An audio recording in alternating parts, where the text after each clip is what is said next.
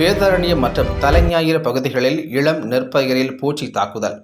நாகை மாவட்டம் வேதாரண்யம் வட்டாரத்தில் உள்ள தலைஞாயிறு, உம்பளச்சேரி, மணக்குடி, புத்தூர், ஆய்மூர், பஞ்சநதிக்குளம், தென்னடார், மருதூர், வாய்மேடு, கருப்பம்புரம் உள்ளிட்ட 20க்கும் மேற்பட்ட ஊராட்சிகளில் சுமார் 15,000 ஹெக்டேரில் சம்பா நெல் சாகுபடி செய்யப்பட்டுள்ளது.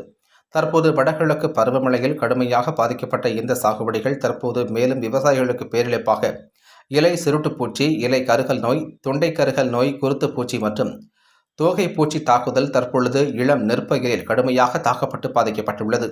விவசாயிகள் பலமுறை பூச்சிக்கொல்லி மருந்து தெளித்தும் இந்த பூச்சிகள் அழிவதே இல்லை. மேலும் மேலும் இந்த பூச்சி தாக்குதல் கூடுதலாக காணப்படுகிறது. விவசாயிகள் பூச்சி தாக்குதலை கட்டுப்படுத்த முடியாத நிலையில் தவித்து வருகின்றனர்.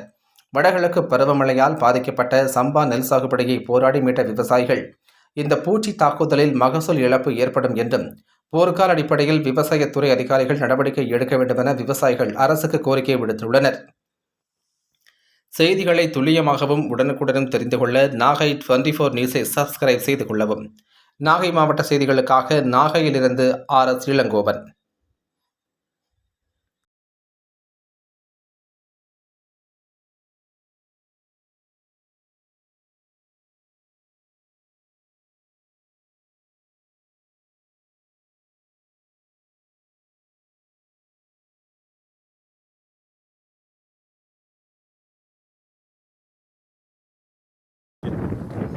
தலைஞாயிறு வேதாரண்யம் பகுதிகளில் சம்பா தாளடி வந்து 25,000 ஏக்கர் சாகுபடி செய்யப்படுது.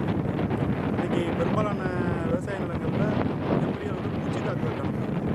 இலை சுருட்டு, குருத்து பூச்சி, பாக்டீரியல் இலைக்கருகள் மாதிரிலாம் பெரும்பாலான நிலங்களில் இருக்குது. வேளாண்மை துறையினர், தலைஞாயிறு வேதாரண்யம் வேளாண்மை துறையினர் வந்து உரிய முறையில் மெத்தனப்பு கூட செயல்படுறாங்க. வந்து பார்வையிட்டு அந்த பகுதிகளுக்கு விவசாயிகளுக்கு உரிய ஆலோசனைகளோ அறிவுரைகளோ வழங்காமல் மெத்தன போக்கடை இருக்கிறனால விவசாயிகள் செய்வதறியாது உதவி விற்பனை நிலையங்களுக்கு சென்று இந்த நோய்களுக்கு மருந்து கொடுங்கன்னு சொல்லி கேட்குறாங்க. அவங்க வந்து என்ன செய்கிறாங்கன்னா, மிகப்பெரிய அளவில் விவசாயிகள் தலையில் ஒரு கூட்டுக்கலையாக கூட்டுப்பொருளில் ஏராளமான மருந்துகளை கொடுத்து அவர்களுக்கு மிகப்பெரிய பொருளாதார இழப்பை ஏற்படுத்துகிறாங்க.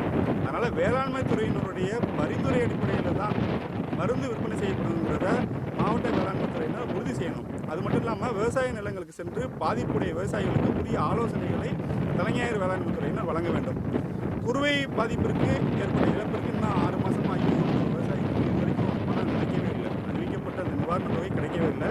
இதை உடனடியாக இனிமேலும் தாமதம் செய்யாமல் விவசாயிகள்லாம் ஏராளமான போராட்டங்கள் ஈடுபட்டிருக்காங்க. அவங்களுக்கு உடனடியாக இதற்கு மேலும் தாமதம் செய்யாமல் அந்த தொகையை வழங்குறதுக்கு தமிழக அரசு முன்வர வேண்டும் என்பதை ஒரு கோரிக்கையாக நாங்கள் முன்வைக்கிறோம். கமல்ராம், மாவட்ட செயலாளர், தமிழக காவல்துறை.